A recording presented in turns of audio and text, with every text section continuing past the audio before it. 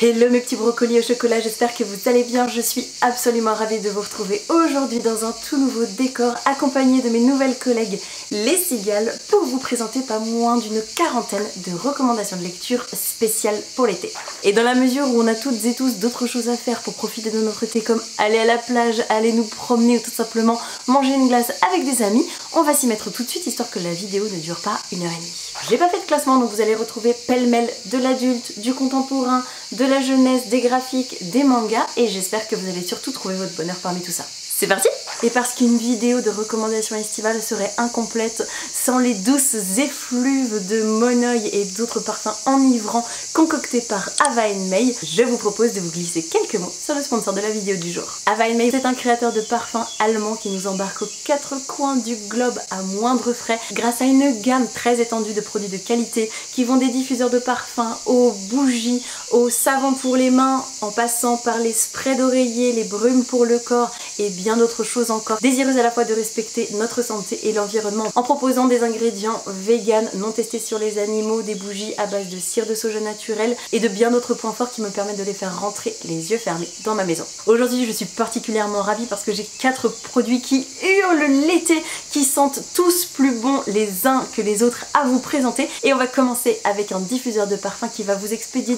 directement en République dominicaine. Comme toujours, les packagings sont conçus avec beaucoup de soin et d'élégance et que dire de ces effluves de fèves tonka, de noix de coco et d'orchidées qui m'expédient directement sur des plages de sable fin. Ce sont des parfums qui sont envoûtants mais pas du tout entêtants. Je suis conquise, une fois n'est pas coutume. Et si la République dominicaine n'est pas une destination qui vous parle spécialement, peut-être que la maxi bougie Maldives vous expédiera directement au Nirvana. Avec elle, on n'est plus du tout les pieds dans le sable, mais bien la tête dans une eau, dans une mer cristalline, en train d'observer les poissons bariolés qui nagent autour de nous, parce qu'on est sur des notes beaucoup plus aquatiques, avec de l'orchidée blanche et une tonalité qui est un petit peu plus musquée, très fraîche, marine, qui mêle les embruns et le drap propre. C'est un régal absolu dont on peut profiter en plus pendant 70 heures de combustion. Partons moins loin, mais pour une destination éminemment gourmande, puisque la bougie Malte va vous expédier directement la tête dans une boulangerie qui vend des tartes au citron meringuées avec une pâte sablée épaisse et moelleuse qui fond sous la langue. Vous voyez un petit peu ce genre d'ambiance, d'atmosphère, de sensation? Et bien pour moi, cette bougie, c'est tout à fait ça. Grâce à des effluves de citron, de vanille et de sucre caramélisé, j'en mangerai. Et si depuis le début de cette vidéo, vous êtes charmé par le son des cigales et que vous êtes bien tenté par un petit tour en Provence, et bien l'énorme bougie de lavande portugaise à faire brûler directement sur un balcon, sur un rebord de fenêtre ou dans le jardin est toutes indiquées pour vous. L'odeur très entêtante de la lavande est contrebalancée par des notes de bois de santal et d'orange qui viennent adoucir et moderniser aussi cette odeur qu'on connaît souvent très bien grâce aux petits pochons que nos grands-mères glissaient dans le linge pour le faire sentir bon. Et bien avec cette bougie, on conserve cette note de nostalgie enfantine tout en la remettant au goût du jour pour qu'elle ne soit pas écœurante. Alors comme d'habitude, si vous me faites confiance et que vous avez envie de craquer pour l'un de ces produits ou pour les nombreux autres qui vous attendent sur le site de Ava May, je vous invite à utiliser le code promo OFFPRADA qui vous permettra de bénéficier de moins 65% de réduction. Entre ces bougies au parfum enchanteur et toutes les lectures dont je vais vous parler aujourd'hui, vous avez un très beau mois d'août qui s'annonce devant vous. Puisqu'il faut bien commencer quelque part, quel meilleur point de départ que L'été de la sorcière qui est écrit par Nashiki Kao et publié aux éditions Piquier. Ce roman va nous raconter l'histoire de Mei, une petite fille atteinte de phobie scolaire qui ne supporte plus de sortir de sa chambre et qui va tellement inquiéter ses parents que ces derniers vont décider de l'envoyer chez sa grand-mère pour essayer de prendre du repos, de se retrouver, de respirer. Et ce duo intergénérationnel, en plus d'être adorable, de nous proposer des moments suspendus hors du temps où on va confectionner des sandwichs à la confiture, nous permet aussi de nous élever et de réfléchir, puisque toutes les peurs, les angoisses qui étreignent Mei et qui la retiennent vont être détricotées avec amour et beaucoup de patience et de bienveillance par sa grand-mère qui est là pour l'épauler à tout prix. C'est un merveilleux roman que je vous conseille très fortement. Avec le prochain roman, on change radicalement d'ambiance destination le Dakota aux États-Unis avec ses températures dantesques, le sable qui s'infiltre partout, qui s'insinue jusque dans vos narines et surtout l'histoire de Celle qui venait des plaines écrite par Charlotte Busquet et publiée aux éditions Gulfstream dans leur collection Électrogène qui nous plonge donc dans une fresque historique aux côtés des Steelmen, une bande de cow-boys et mercenaires qui croisent la route de Winona, une petite fille amérindienne qui va être enfermée dans un établissement de conversion catholique et qui est bien décidée en grandissant à réparer les torts qui lui ont été causés. C'est magnifique, c'est au cordeau ciselé, servi par une plume extraordinairement maîtrisée et élégante qu'est celle de Charlotte Busquet, un sans faute. Si vous êtes plutôt amateur ou amatrice d'ambiance estivale très pesante, imbibée de chaleur qui vous tombe dessus comme une chape de plomb, vous pouvez foncer les yeux fermés sur Reste de Adeline Dieudonné qui est publié aux éditions de l'Iconoclaste. Dans ce roman, on va suivre une femme qui s'est enfermée dans un chalet au bord d'un lac avec son amant qui est marié depuis des années. Sauf que, manque de bol, pendant cette escapade hors du temps et loin des regards entre deux amoureux qui n'ont rien à faire ensemble, lui va se noyer durant sa baignade matinale et elle n'arrive pas à se détacher du corps. Se déclenche à la fois une course contre la montre, contre la décomposition, contre ce corps qui devient de plus en plus odorant, de plus en plus présent, de plus en plus figé et éloigné de cette figure aimée, mais aussi un dialogue interne de cette femme qui nous livre toutes les réminiscences de ses relations amoureuses passées, de son rapport à la maternité, aux autres et surtout de son rapport ambivalent avec la femme de cet homme qui a trouvé la mort. Tous ces ingrédients nés, liés et agencés par la plume incisive de Adeline Dieudonné, je vous préviens, vous allez avoir des sueurs froides. Autre course effrénée contre la montre qui va venir vous couper le souffle pendant votre été grâce à Gloria de Martine Pouchin, publiée aux éditions Sarbacane. Ce roman, c'est la quête effrénée et égoïste de Gloria, une femme borderline qui a abandonné son enfant il y a des années et qui décide, pétrie de remords, mais pas seulement, de se réinfiltrer dans sa vie, au mépris peut-être de son bien-être. J'ai aimé être désarçonnée par ce personnage féminin que je n'arrivais pas totalement à cerner, dont je n'arrivais pas à saisir tous les enjeux, toute la profondeur et toutes les motivations, ce qui est à la fois dérangeant et fascinant, un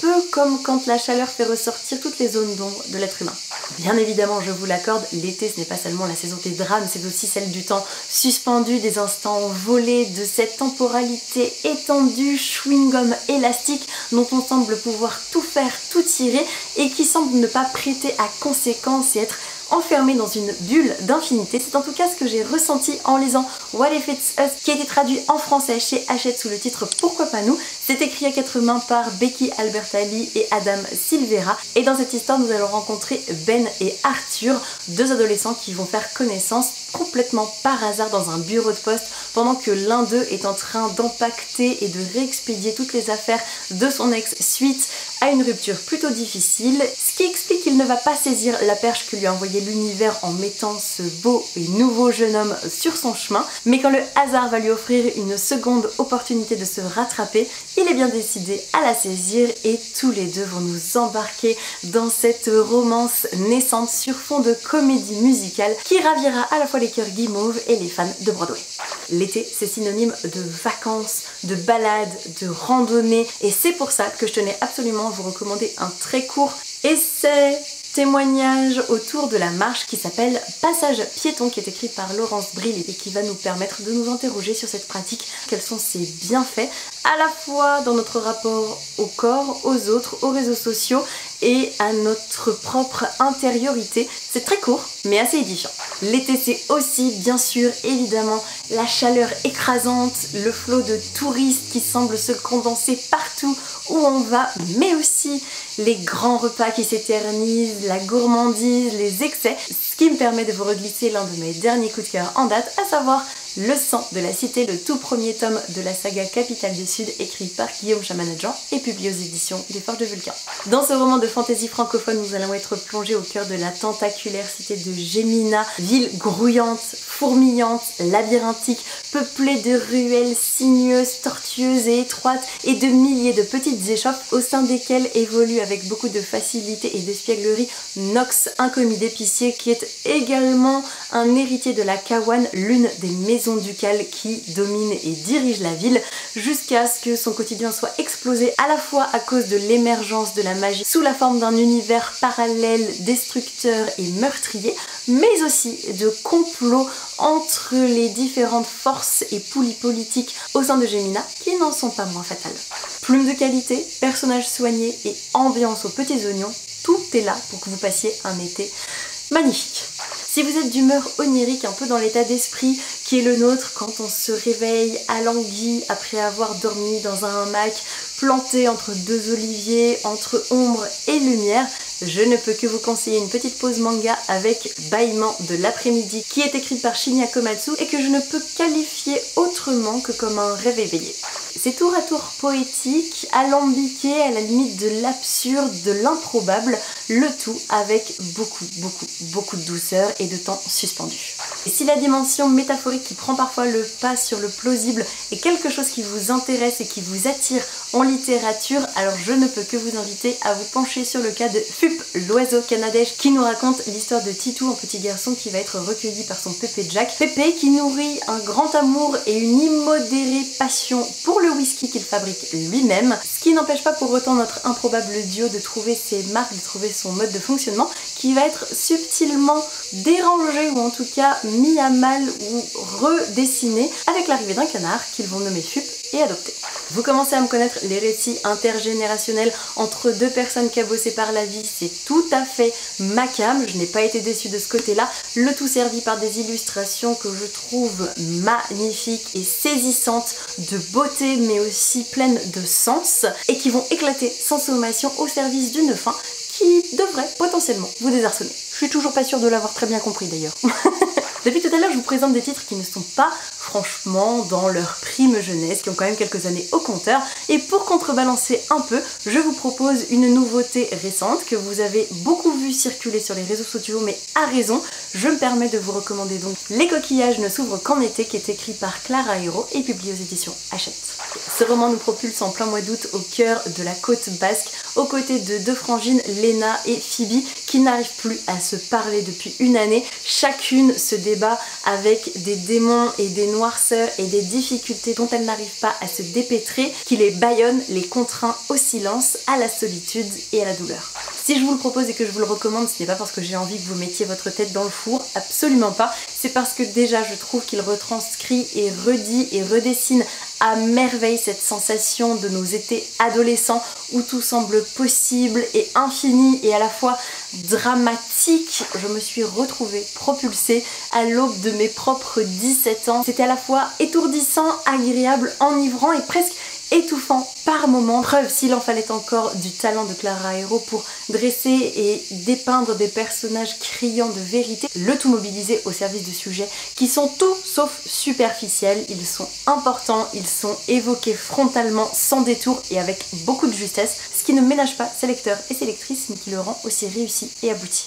Si vous êtes d'humeur pour un huis clos insulaire qui va vous retourner le cerveau, qui va vous faire réfléchir et explorer toutes les pistes et les faux semblants que l'autrice va vous agiter sous le nez, alors il faut absolument lire Ils étaient 10 de Agatha Christie. Ce roman se déroule sur une île isolée qui aurait été achetée par une mystérieuse star hollywoodienne il y a quelques années de cela et sur laquelle différentes personnes vont être invitées. Ils et elles n'ont a priori rien en commun, ne se connaissent pas, mais vont quand même être très rapidement forcés à remédier à cela puisque un par un, ils vont commencer à trouver la mort dans des conditions plus que mystérieuses et suspectes puisqu'ils sont les seuls sur cette île à pouvoir y accéder mais aussi en sortir. Un bon récit à énigmes vintage comme on les aime, réussi de bout en bout. Si vous êtes partante pour un petit road trip à pied aux États-Unis sans dépenser un centime, je ne peux que vous conseiller de vous plonger dans La longue marche des dindes qui est écrite par Kathleen Carr et publiée aux éditions de l'École des loisirs, roman dans lequel on va suivre Simon, 15 ans, qui vient de quintupler son CM2, mais il a tellement bon cœur et il est tellement volontaire et gentil que son institutrice va avoir pitié de lui donner son certificat d'études, ce qui va lui offrir la confiance nécessaire pour suivre son idée, son instinct, son rêve, celui de faire fortune pour pouvoir vivre sa vie paisiblement. Et pour cela, il a un plan infaillible, à savoir acheter une centaine de dindes qu'il va ensuite embarquer à l'autre bout du pays à pied pour les revendre là où la demande est beaucoup plus forte. Et c'est tout simplement l'histoire de ce road trip loufoque et attachant de ce petit bonhomme, de ce petit père si gentil et naïf qui va découvrir la vie aux côtés de personnages qui vont se greffer avec plus ou moins de bonnes intentions à sa démarche. Et j'avais été complètement séduite par ce roman qui à la base ne paye pas de mine mais se révèle très solaire et engageant. Vous avez également une version bande dessinée qui est sortie il y a quelques années, née sous le trait magnifique de Léonie Bischoff, que je vous conseille aussi au passage. Si vous me donnez comme consigne ou comme mot-clé sable, chaleur et magie, tout de suite pop à mon esprit L'Antimagicien de Sébastien de Castel qui est publié aux éditions Gallimard Jeunesse, parce que là on va suivre Kellen, 16 ans, l'un des descendants héritiers d'une grande lignée de magiciens qui s'apprête à livrer son premier combat pour gagner ses lettres de noblesse, ses tatouages et sa place au sein de son peuple. Sauf que Kellen n'a pas une once de magie dans les veines, ou en tout cas il est incapable de l'exploiter, de la mobiliser pour faire ce qu'on attend de lui. Mais comme il se refuse à toute forme de misérabilisme ou à s'avouer vaincu, il compense ses lacunes dans le domaine de la magie par beaucoup d'astuces, d'adresses, d'intelligence et des tours de passe-passe qui ne vont pas être sans conséquences. C'est un premier tome cinématique comme on les aime, c'est du pur divertissement hollywoodien, ça explose dans tous les sens, il y a énormément d'action, d'humour, des personnages très charismatiques. Franchement, L'Antimagicien, c'est le divertissement de votre été. Mention spéciale bien sûr pour Rakis le Chaquereuil qui n'a pas la langue dans sa poche, c'est le moins qu'on puisse dire et j'en suis convaincue, prête à avaler mon chapeau, que vous allez l'adorer.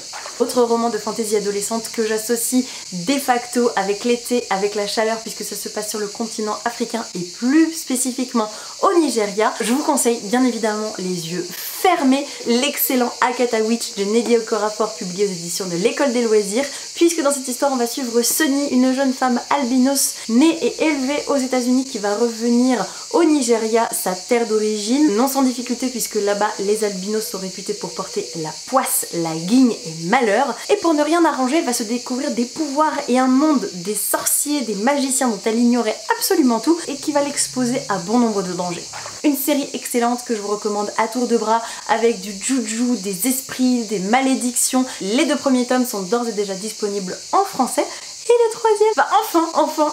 enfin, yes,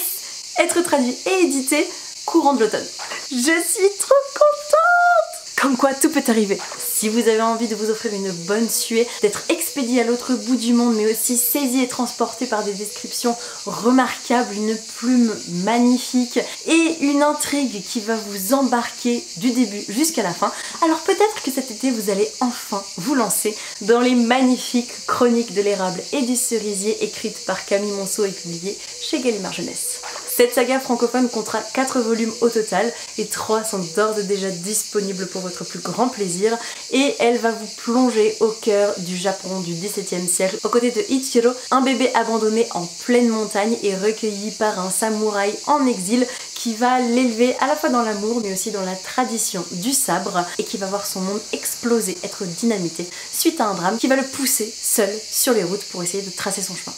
C'est sublimement écrit, solidement documenté, excessivement bien exécuté, charpenté, il n'y a rien en trop, rien à enlever. C'est magnifique, c'est envoûtant, c'est entêtant. Le tout, mine de rien, l'air de rien, tricoté, imbriqué, avec des valeurs actuelles qui subliment, épicent, relèvent et renouvellent le genre. Et s'il vous en faut plus pour vous convaincre, j'avais dédié un vlog entier à ma lecture des 3 premiers volumes que je vous mettrai en fiche ainsi qu'en barre d'infos. Vous n'avez plus aucune excuse.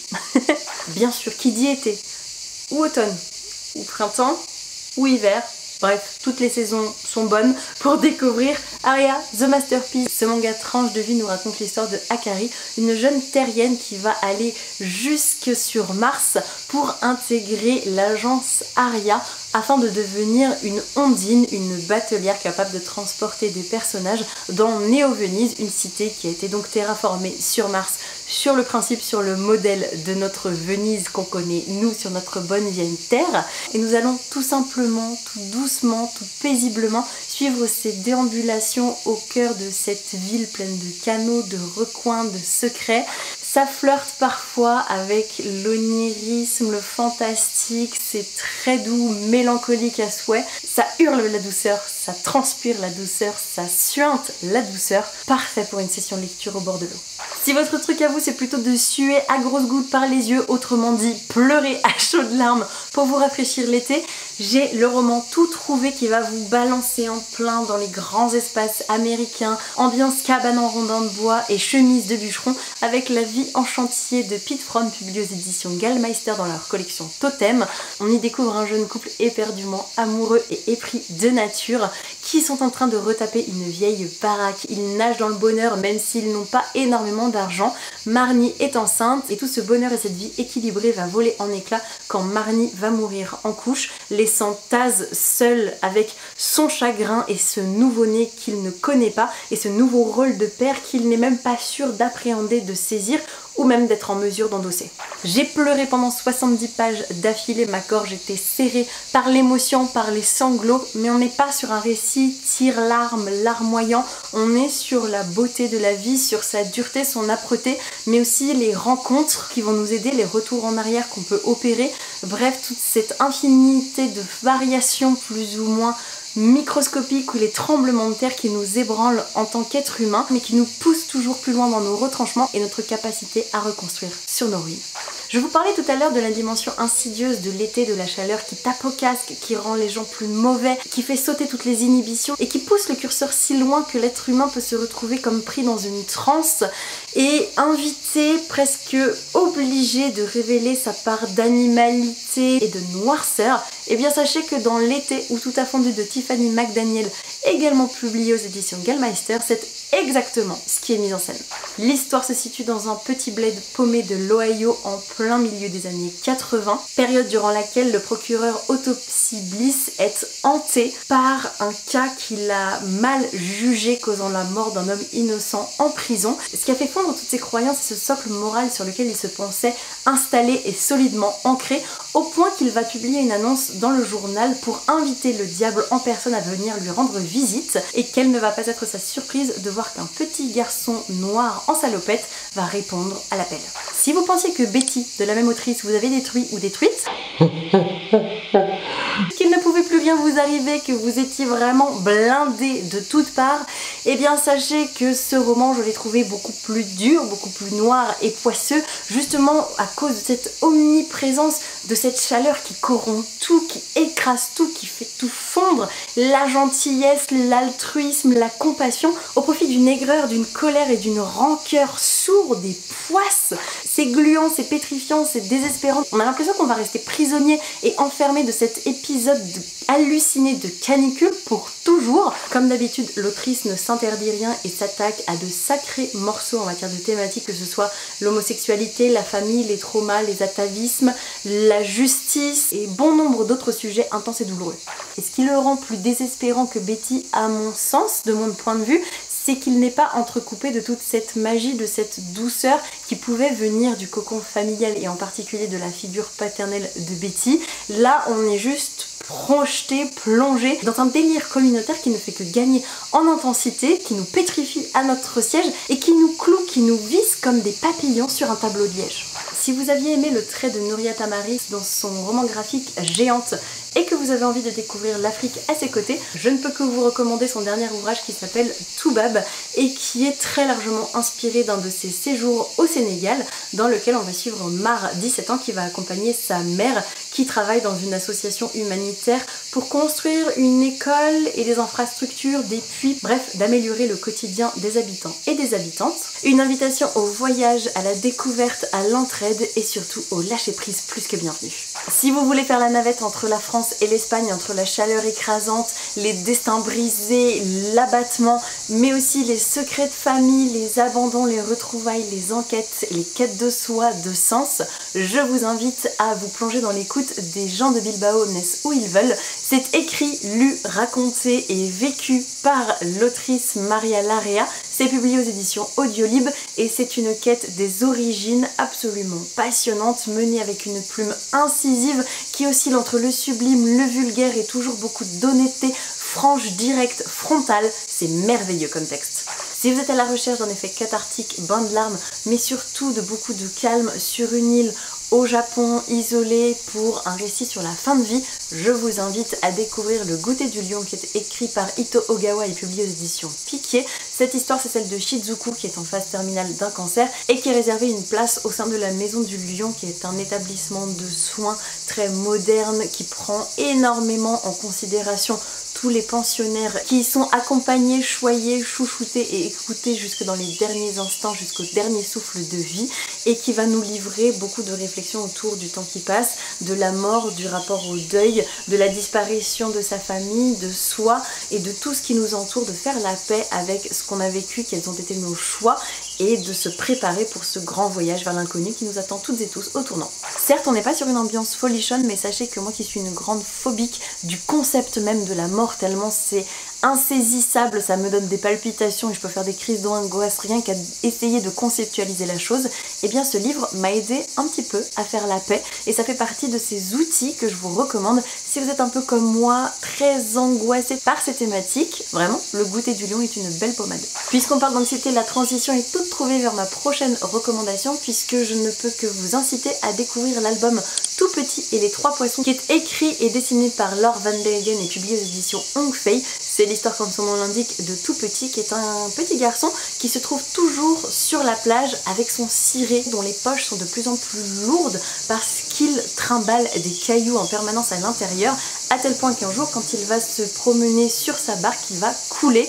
et couler à pic jusqu'au fond de l'océan et rencontrer trois poissons qui vont lui permettre plus ou moins de se délester pour essayer de regagner la surface. C'est un merveilleux récit sur l'anxiété, sur le poids des secrets, des doutes et de tout ce qui nous entrave, qui est matérialisé physiquement par ces cailloux dans la poche. Je l'ai trouvé très tendre, très émouvant, direct, frontal, mais très bien dosé. Sincèrement, Tout Petit et les Trois Poissons, c'est une merveilleuse rencontre que je vous conseille. Autre album magnifique, il s'agit d'une glace à la mer, illustrée par Julien Arnal et écrit par Camille Ossini. Ça fait partie d'un petit triptyque, ou en tout cas d'une série autour d'une petite héroïne qu'on suit dans différents moments de sa vie, à la rentrée, pendant les vacances. Et celui-ci est notre préféré avec Mia parce qu'une glace à la mer, c'est comme son nom l'indique, un séjour en famille, au bord de l'eau, à rêver, à se baigner, à s'amuser et à imaginer mille et une aventures au gré de l'écume qui brosse les cheveux et de ces embruns qui nous saisissent et de cette glace qui a un goût d'insouciance, d'enfance, d'éternité et de monoeil à jamais.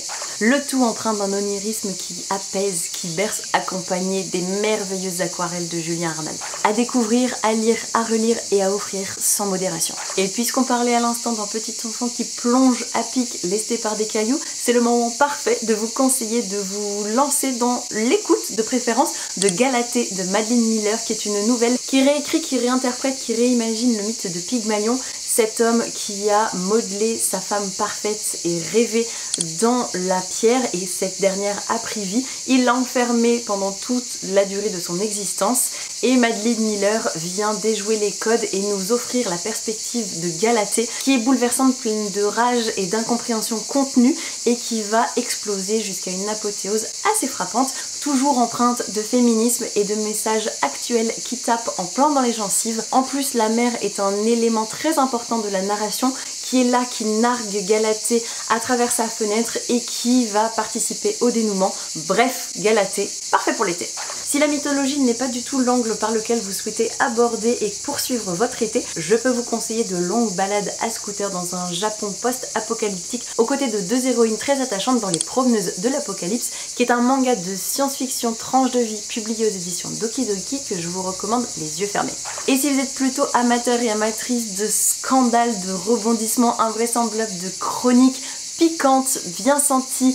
dans le San Francisco des années 60. Je ne peux que vous inviter à vous délecter, à savourer les chroniques de San Francisco qui sont écrites par Aristide Maupin. On va y suivre Mary-Anne Singleton, une jeune femme qui va débarquer à San Francisco à la base pour les vacances, mais qui va tellement être absorbée et charmée par l'ambiance et l'atmosphère et l'énergie de la ville qu'elle va décider de s'y installer, et c'est comme ça qu'elle va atterrir dans la pension, dans l'immeuble qui est tenu par Madame Madrigal, qui colle un joint de bienvenue sur la porte de tous ces nouveaux locataires et qui marque le début d'aventures et de rebondissements tous plus invraisemblables et ébouriffants les uns que les autres que j'ai adoré suivre. Et si vous voulez retrouver l'ambiance des soirées à refaire le monde tout en regardant les étoiles posées sur le capot d'une voiture ou en train de faire un pique-nique au clair de lune, alors Aristote et Dante découvrent les secrets de l'univers, écrit par Benjamin Alirsain, c'est publié aux éditions Pocket Jeunesse et fait pour vous. Je sais qu'on l'a énormément vu circuler en 2015 sur les réseaux sociaux,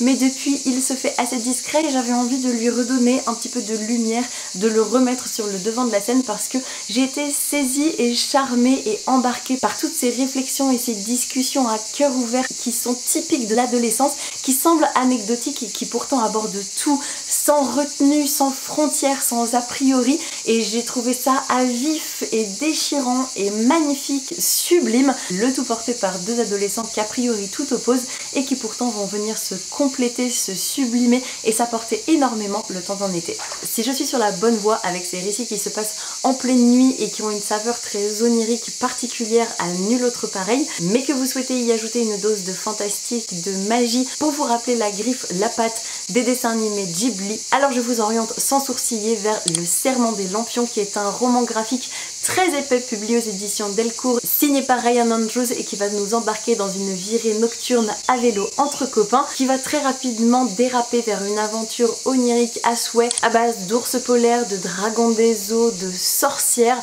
Vraiment un magnifique récit empreint de toute cette imagination enfantine qui vient sublimer et nimber chaque élément du quotidien. Je me suis régalée, les couleurs sont magnifiques, la palette très pastel, très bleutée, violine, fait merveille et je pense que vous allez être conquis à votre tour. La prochaine reco s'adresse aux voyageurs et voyageuses plutôt amateurs de slow life qui aiment prendre leur temps et découvrir les pays de la façon la plus authentique et vraie possible. Alors je vous conseille Le Nouveau Monde, qui est un carnet de voyage écrit par Anaïs Vanel qui va vous plonger au cœur du Mexique avec beaucoup de poésie, le tout servi par des illustrations de Margot Motin. Le cocktail est merveilleux. Si vous aimez les mangas tranches de vie, que vous avez déjà découvert par exemple Aria the Masterpiece ou Les Promeneuses de l'Apocalypse que je vous recommandais plus tôt, je vous conseille de vous tourner cette fois vers Escale à Yokohama, qui nous raconte l'histoire d'Alpha, une androïde qui s'est vue confier les clés d'un café au bord de la mer par son créateur et qui nous embarque dans ses pérégrinations à scooter, dans ses tête-à-tête avec ses voisins les plus proches. Encore une fois, c'est une ambiance de Japon post-apocalyptique très doux, mine de rien assez désolé, qui nimble le tout de nostalgie et de mélancolie. J'adore Escale à Yokohama. Et si aucune de ces recommandations manga ne vous parle, mais que vous êtes amateur ou amatrice de plongée, alors Amanchu sera fait pour vous. Amanchu, c'est une série en 17 volumes qui se concentre sur les péripéties de lycéens qui appartiennent au club de plongée de leur établissement, et le tout signé par la même autrice à qui on doit Aria the Masterpiece. Ce qui veut dire que de grandes respirations, beaucoup de poésie, d'humour et de temps étiré vous attendent. Et franchement, c'est des sessions de plongée en pleine mer, beaucoup de douceur et d'amitié, ça ne vous fait pas hurler l'été et que ça ne vous retourne pas la tête, je ne sais plus quoi faire pour vous. En vrai, si, j'ai encore une carte manga à jouer avec Country Diary, manga Undertone que je vous ai présenté dans ma dernière vidéo, le bilan de mi-année 2024 que je vous remettrai en fiche ainsi qu'en barre d'infos si vous l'avez manqué, parce qu'à l'intérieur s'y glisse l'un de mes nouveaux personnages chouchous et préférés, à savoir Kuromizawa, qui va plaquer toute sa vie de prof à Tokyo pour se lancer dans sa propre exploitation agricole.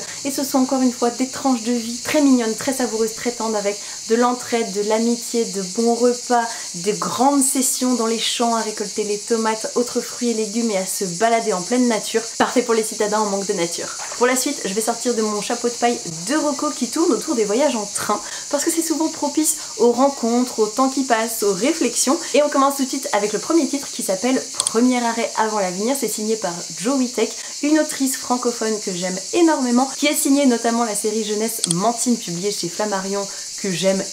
énormément, infiniment, avec une héroïne à ne pas piquer des hannetons. Et premier arrêt avant l'avenir, c'est l'histoire du trajet Paris-Marseille emprunté par Pierre, un étudiant qui a tout son avenir tracé, mais qui va voir toutes ses certitudes et ses plans dynamités par la rencontre avec la belle, la libre, l'indépendante et la farouche Olympe, qui va l'embarquer dans son univers. Ce roman m'avait particulièrement émue parce que non content de me plonger dans une ambiance qui fleurait bon le sud, la Provence, les cigales, mais aussi et surtout les remises en cause existentielles, l'orientation, les choix de carrière, les attentes des parents, le grand amour, celui qui bouleverse tout et pour lequel on est prêt à tout envoyer valser. Bref, mon âme de jeune adulte, encore un peu adolescente sur les bords, avait été conquise et franchement, même des années après, j'en garde un souvenir très ému. Et si cette ambiance vous parle tout spécialement, promis, parole de scout, vous ne serez pas déçus avec la prochaine recommandation, puisque je vous parle de L'amour en 3 questions, qui est un roman signé par Jennifer E. Smith et publié aux éditions Gallimard Jeunesse, qui nous raconte l'histoire de Hugo qui vient de se faire plaquer par sa petite amie, ce qui l'embête énormément parce que déjà il était fou amoureux, mais surtout parce qu'ils avaient réservé un voyage en train pour traverser tous les États-Unis ensemble et qu'il ne se voit pas trop faire le trajet tout seul jusqu'à ce qu'il tombe sur Maë, une jeune femme qui est prête à prendre ce billet parce qu'elle a envie de voyager, et cette rencontre totalement improbable, le fruit du hasard et du destin, pourrait bien faire quelques étincelles sur les rails. Et si cette histoire de foncer tête la première dans un trajet qui va tout remettre en cause vous tente, mais que l'aspect romance c'est pas du tout votre came, pas de problème, on va passer à quelque chose de beaucoup plus glaçant avec Marche ou crève de Stephen King. Ça imagine le pire concept d'émission possible, même si je sais que l'être humain peut bien concevoir des choses encore plus tordues, mais malgré tout on en tient une bonne couche puisque c'est un marathon de la mort dans la mesure où parmi tous les concurrents et concurrentes, un seul survivra parce que si vous n'arrivez pas à tenir la cadence, vous serez abattu d'une balle en pleine tête. On n'y pense pas assez à ce genre d'activité pour passer un bon mois d'août en famille.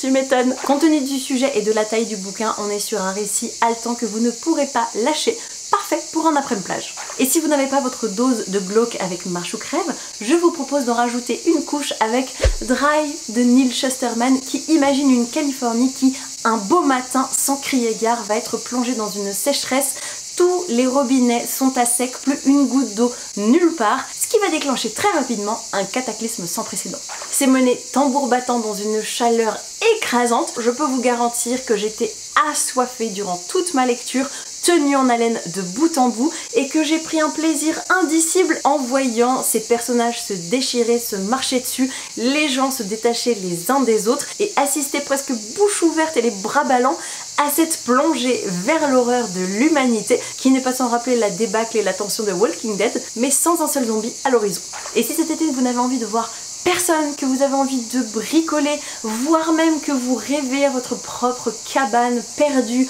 au fond des bois en totale autarcie, alors Ma vie dans les bois de Shin Mochimura, publié aux éditions Akata, est faite pour vous parce que c'est le récit véridique et très bien documenté de l'auteur qui a tout plaqué pour construire sa propre maison dans les bois. Et je clôturerai cette longue liste de recommandations de lecture estivale par un classique de littérature jeunesse qui plaira à toutes celles et ceux qui aiment Anne de Green Gables pour les réminiscences enfantines, pour l'imagination, pour le rapport à la nature, à la solitude, mais aussi ce goût, cette appétence vers les autres, l'amitié. Et ce roman, il s'agit bien sûr des Souvenirs de Marnie, qui est écrit par Joanne J. Robinson et publié aux éditions Monsieur Toussaint Louverture. Au sein de ces pages, vous allez y faire la rencontre de Anna, une petite fille très en colère qui est enfermée dans des sentiments qu'elle ne contrôle pas, qu'elle ne maîtrise pas parce qu'elle vit chez sa tante, qu'elle refuse d'appeler sa mère et qui va l'expédier au bord de la mer chez des amis pour essayer de lui changer les idées et de lui faire passer